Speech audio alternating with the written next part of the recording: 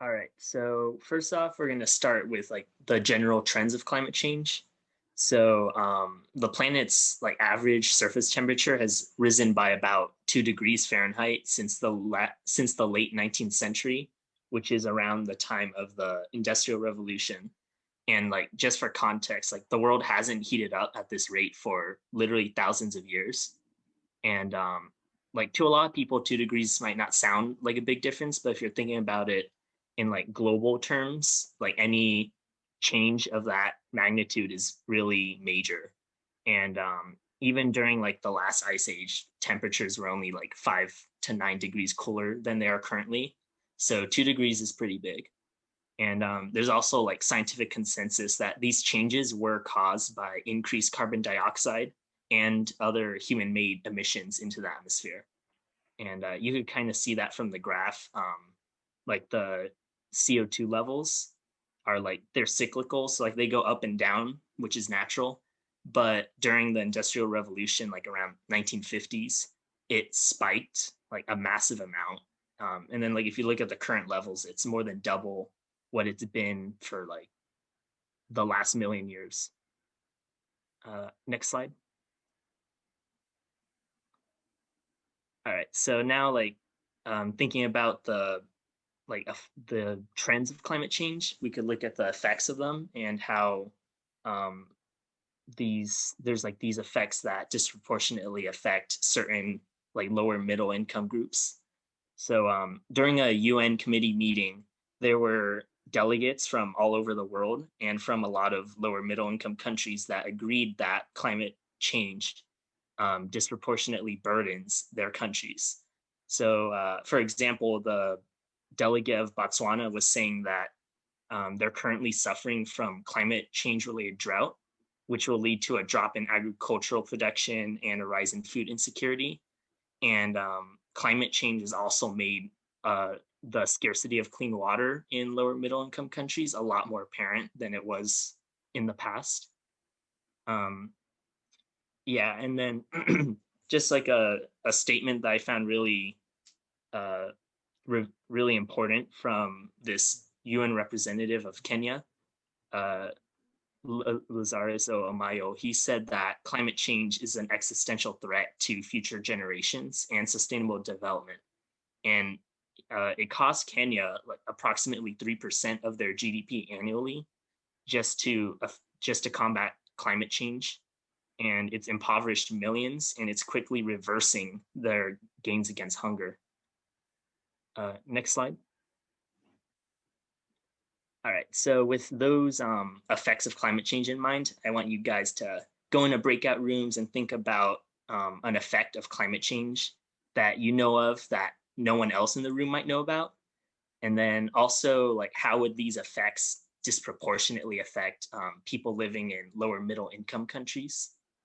And last question is, what are some more feasible, sustainable ways of combating those disproportionate effects?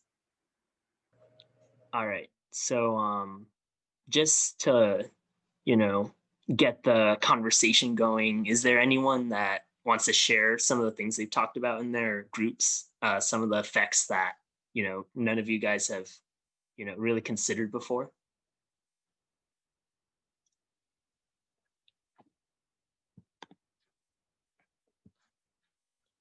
I can start. It's like not the happiest thing in the world, so I apologize in advance.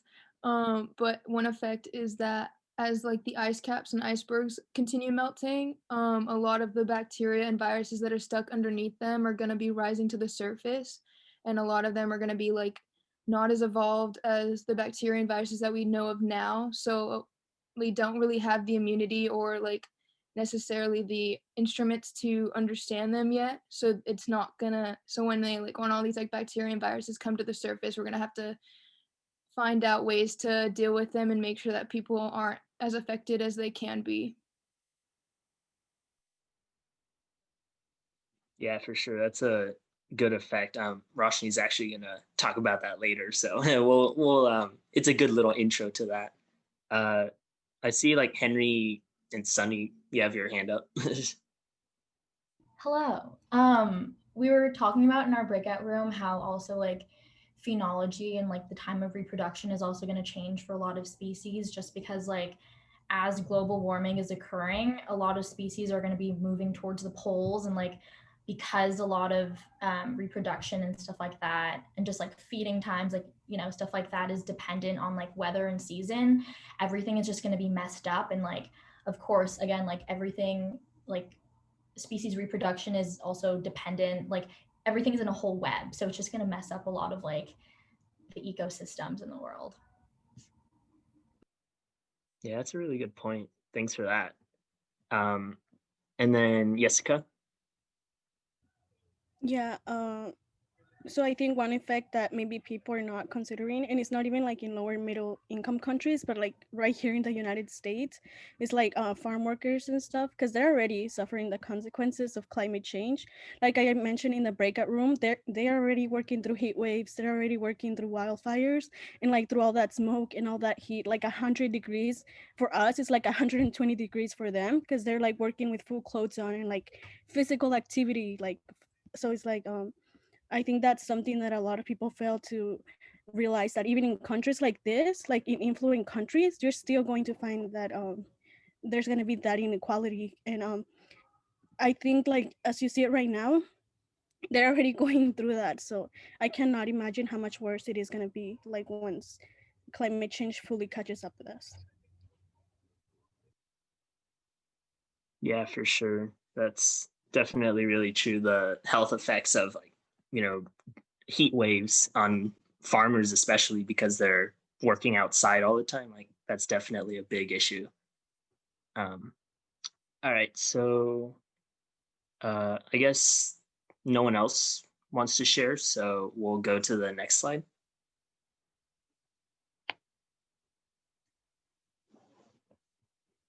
All right, so this was like a really interesting point that I found when I was researching about this stuff. But if you were thinking about stopping, like what would happen if we stopped all greenhouse gas emissions, like would that end climate change and global warming?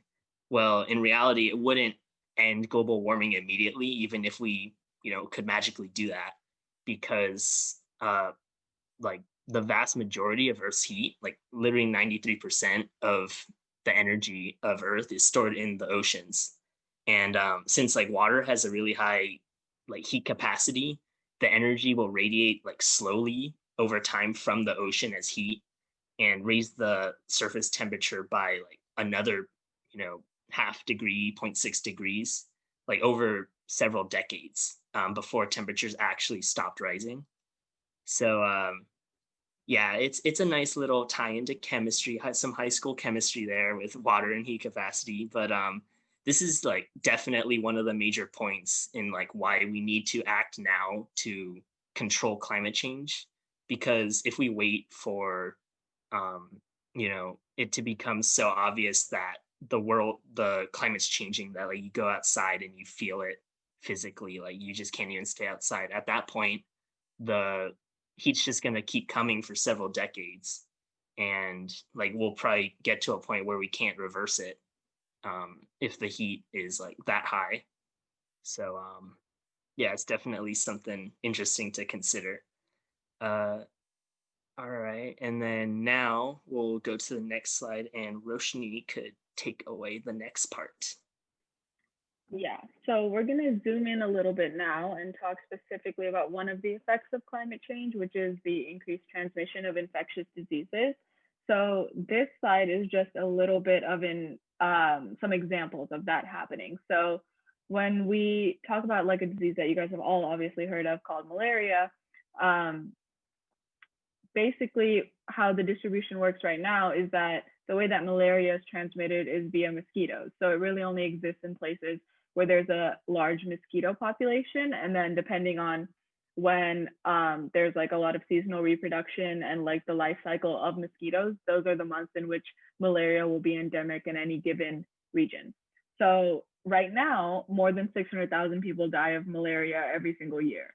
And then obviously there are a lot of like global projects that exist to try to eradicate malaria. But the actual truth is that as climate change intensifies and we get a lot more heat and a lot more precipitation, that makes the world generally more tropical per se. And then as the world gets more tropical, the places in which mosquitoes are going to be able to survive and live is going to increase. So that's what we were looking at the very first slide. It's also here on this picture. So the yellow places that you see on this graph are places where like malaria is already endemic and it already exists for a large part of the year. This should, I think, make sense to everyone. Like these are the places that we usually think about when we think about malaria. And then all of the red places are places projected where malaria is going to become an endemic disease if temperature increases 2 to 3 degrees Celsius. And then that puts several hundred million people more at risk of malaria. Obviously, you have like a lot of big cities in the United States, East Asia, Southwest Asia, and then a little bit in South America as well. So that's like an example of how one disease is affected by climate change. West Nile virus, I doubt a lot of people have heard of this. I honestly hadn't heard of this until now.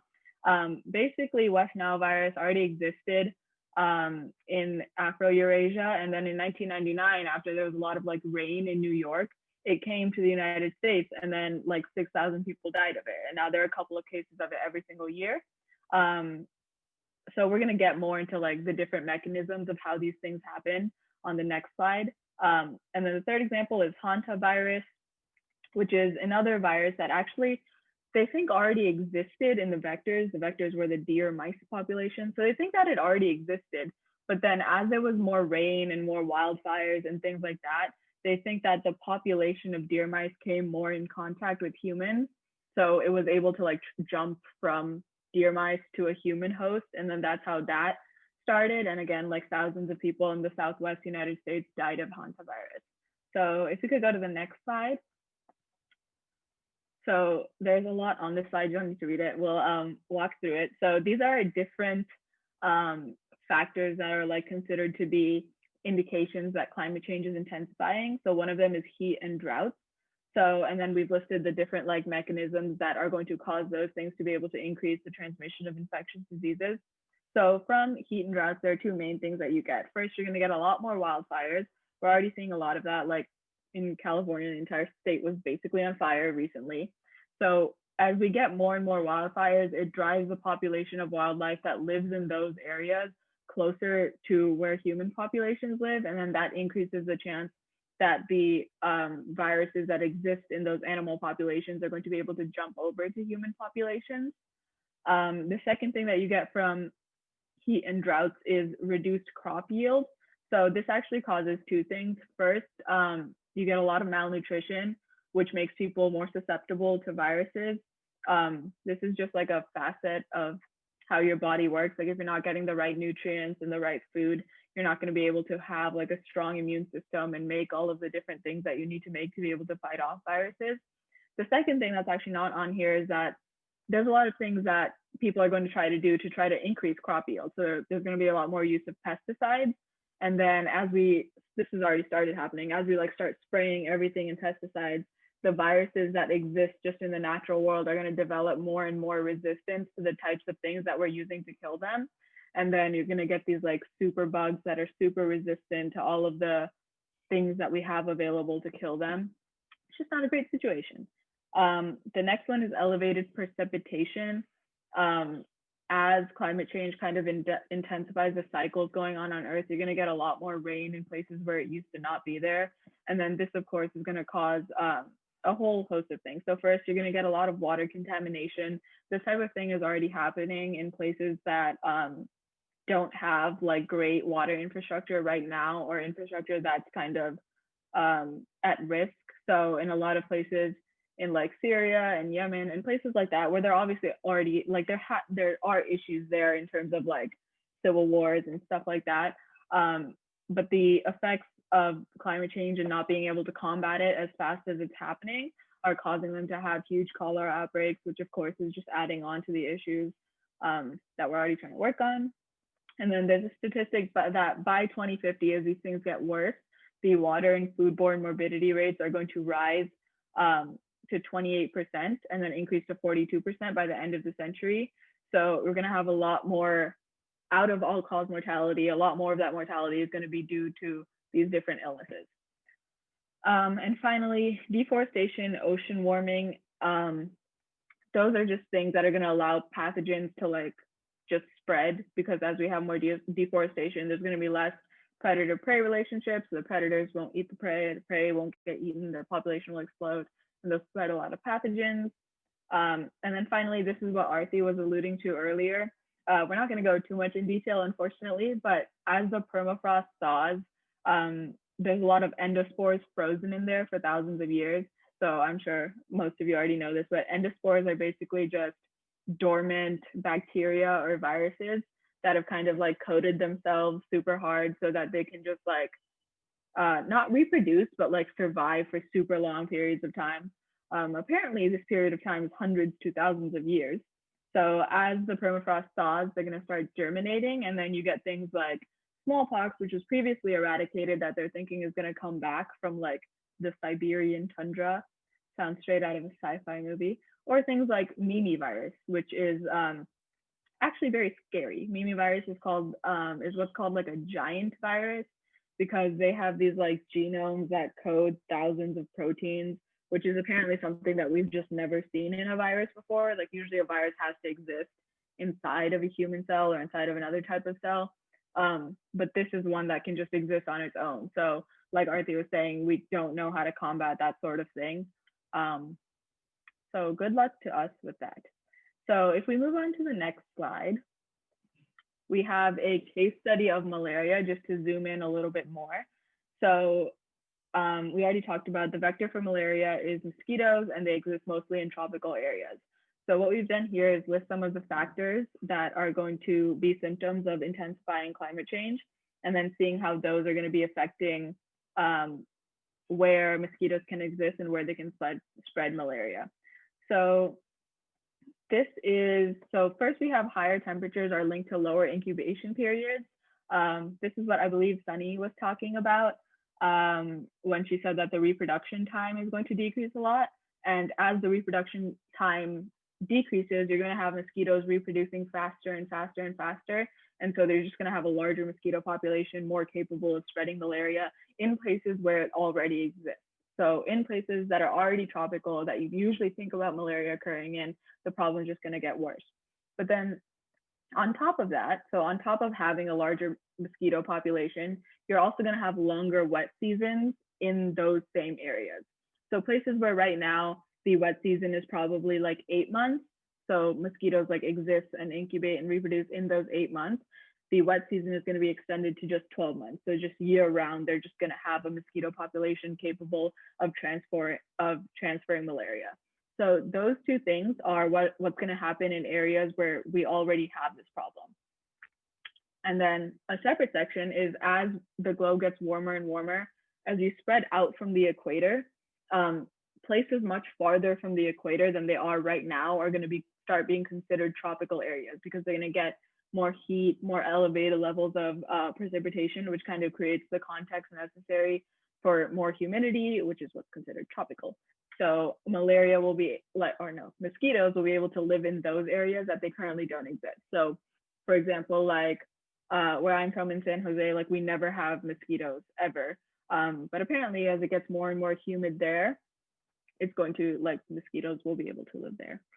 The next point is something that we've already talked about a little. So the increased need for pesticides and the increased needs for irrigation via dams and canals to combat the effect of heat and droughts on crop yields are going to be two things that contribute to mosquitoes being able to spread disease more no matter where they are. So first, you're going to get increased resistance of mosquitoes to a lot of the different like poisons that humans use, so pesticides in this case. And then secondarily, just like having longer wet seasons helps mosquitoes like reproduce faster or spread faster, they've actually found that a lot of like dams and canals that are used for irrigation on like big industrial farms actually serve as breeding grounds for mosquitoes. That is another thing that helps like skyrocket the population super fast. And then this last point would be like a whole other ghU by itself. We don't really have time to get into it, but basically there's a lot of negative health impacts of climate change, like Xavier was talking about. It primarily affects like lower middle income countries and people of lower incomes within our country as well. So that makes it a lot harder to stage an intervention, which is why we get like this climate disease cycle that is already playing out in a lot of places. So if we could go to the next slide. Okay, so this is something that I think is really cool, honestly. A lot of people are gonna find this nerdy, but I think it's super cool. So they've started developing these ways that they can use climate models to predict where and when epidemics are gonna happen. So the first thing is just something that we've already started talking about, which is the decreased incubation rate, the increased mortality rate, they're harder to cure, and there's increased transmission rate. We've already covered all of that. So basically they're saying that as all of these different factors get worse and worse, the power of an epidemic, so like how many people it affects combined with how severely it affects them, is going to follow a log scale. So basically, like that doesn't really matter. Basically, it gets a lot worse in terms of how big the epidemics are and how hard they hit because they're just harder to combat. Okay. Second thing, viruses emerge where humans and animals interact. We all get this, right? This is how coronavirus started, this is how Ebola started. We know this. So we had Ebola from Africa, SARS from Asia, and then two that you probably haven't heard of, which are Schmallenberg and Mayaro from Europe and South America. So if we look at this graphic thing, what we have is at the bottom where it says PEK, this is about coronavirus, by the way. So PEK is like the Beijing International Airport. And what you can do is map effective distance. So effective distance, some of you might have learned about in 23L, is like not the actual distance from any given airport to Beijing, but instead what the distance is based on the frequency of flights between a given place and the Beijing International Airport. So for example, if you see on the left there, it says LAX. So even though LAX is across the world, it's still mapped closer than a lot of other Asian airports just because there are more flights between the Beijing International Airport and the LAX airport than there are between Beijing and other smaller Asian airports. So this is the kind of like model that they use to determine where pandemics will spread to once they start spreading. And it's a really useful tool for trying to stage interventions before you have like a huge outbreak, which obviously we all know is important to stopping the size of the outbreak. Okay, next slide. Okay, so these are some questions that we'll do in breakout rooms that I'll put in the chat. So first, what are some ways to sustainably reduce greenhouse gas emissions in industrialized nations? And secondly, how can lower middle income countries be incentivized to forego coal-powered industrialization that developed countries benefited from? So this is an idea that was discussed in the movie that I mentioned earlier called The Island President. Basically, the argument from a lot of lower middle income countries, which is completely valid, is that Western countries like the US and a lot of Europe had the chance to use coal power to like gain immense economic power. And it's not fair if we stop developing countries from doing the same thing. So your question is basically to find like an alternative or a way that we can incentivize that to happen in a fair manner. Okay, so we'll go into breakout rooms for that. All right, so everyone should be back now. So does anyone want to share some of the things they talked about in their group about, you know, how we could, you know, incentivize lower middle income countries to, you know, stop using coal, which is like way cheaper than, you know, most of the clean energy. Bernie? Yeah, I was actually wondering if we misunderstood this question because it seemed a little like it was meant to antagonize us because we haven't really spoken about the role of higher income, more developed countries. It's kind of, it feels a little unfair to start the discussion with what lower middle income countries can be doing when their economies would be the most affected by any significant change like this. Their economies are unstable enough as it is, subject to effect by more developed countries around them. So it's kind of, at least to my breakout group, we were kind of annoyed by the fact that we were starting with the role of low middle income countries. And also we spoke about how the initial investment for things like this is crazy. My dad used to work in solar energy, and he worked for solar energy in the oil and gas industry, where they use solar energy to power their fracking. And even then, who's that brought up? Alice brought up this really important point about how energy storage would be the biggest issue in switching to more sustainable sources of energy for now. For countries like, for low middle income countries, how are they going to store enough energy? Like even if like solar energy was possible, how are they going to store it to have it be a sustainable option for the entire country? Like even these developed countries that are using solar energy just for like the purpose of fracking, they still use multiple sources. They use solar energy, they use wind turbines, they use hydroelectric power, and they use coal. So like if these developed countries aren't willing to make the entire switch, how are we expecting low middle income countries to make this switch first? And who is giving them the money to make the initial investment for this to be feasible?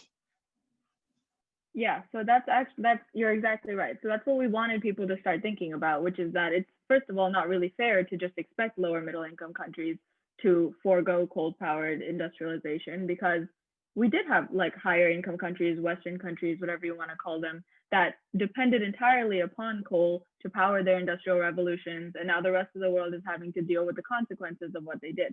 So yeah, it is completely unfair to just expect lower middle income countries to just do this all by themselves.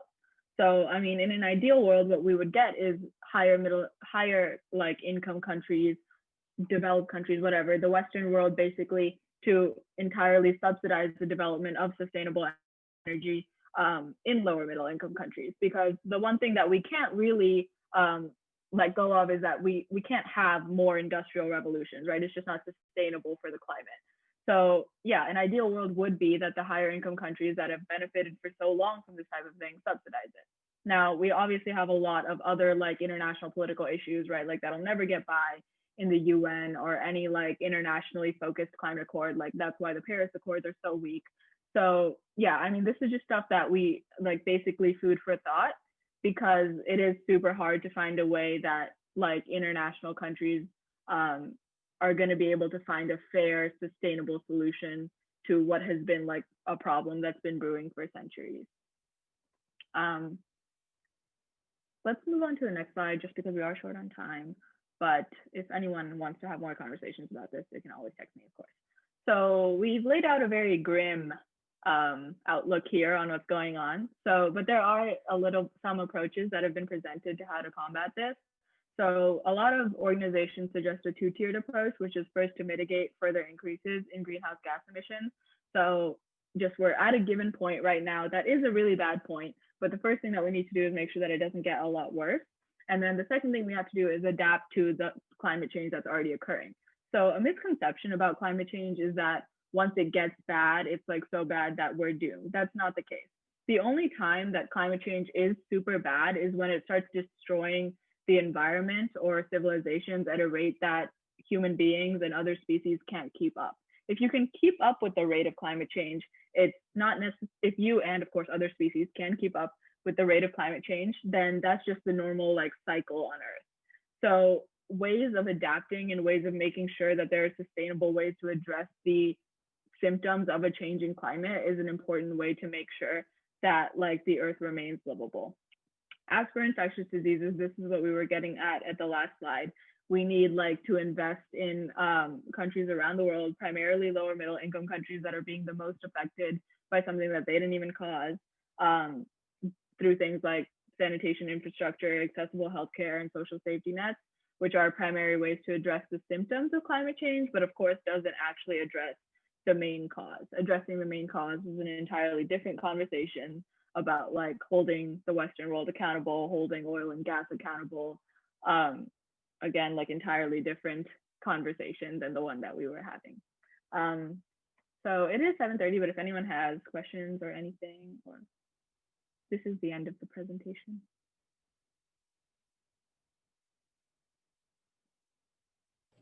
All right, awesome. Thank you, Xavier and Roshni. That was really awesome, ghU. But yeah, let's get a round of applause. I'll transfer everyone's into that for you guys. But anyways, I hope that everyone can find time to de-stress now and obviously take care of yourself. And with that, just like remember that we're here for you. If you need anything, feel free to message Xavier and Roshni if you have any follow-ups with their ghU, and we'll see you all next week.